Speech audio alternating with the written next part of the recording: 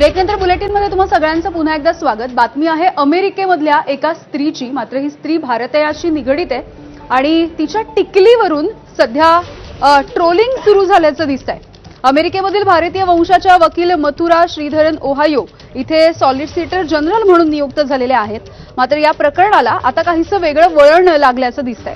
मथुरा यांनी टिकली लावलेला एक फोटो शेअर केल्यामुळे अनेकांनी त्यांना ट्रोल केलंय। तुम्ही खऱ्या अमेरिकन नाही असा आरोप तिथल्या वर्णद्वेषींनी केलाय। त्यामुळे तंत्रज्ञानानं जवळ आलेलं जग अजूनही वर्णद्वेषाच्या भावनेमुळे दुरावलेलंच आहे, हे पुन्हा एकदा सिद्ध होत आहे।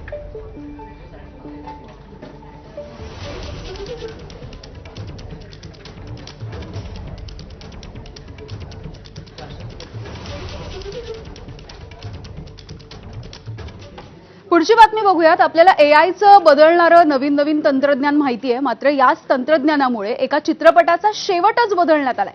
रांझणा या चित्रपटाचा शेवट बदलण्यात आलेला आहे आणि आता हा चित्रपट पुन्हा एकदा चित्रपटगृहामध्ये, सिनेमागृहामध्ये प्रदर्शित सुद्धा करण्यात आला।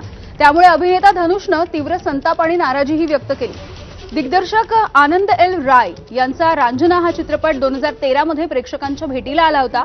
बॉक्स ऑफिसवरती या चित्रपटाला भरभरून प्रेमही मिळालं। त्याच्या शेवटानं अनेकांना रडवलं होतं। आता बऱ्याच वर्षांच्या नंतर या चित्रपटाचा तमिळ व्हर्जन थिएटरमध्ये पुन्हा एकदा प्रदर्शित करण्यात आलाय, परंतु यामध्ये फार मोठा बदलही करण्यात आलेला आहे।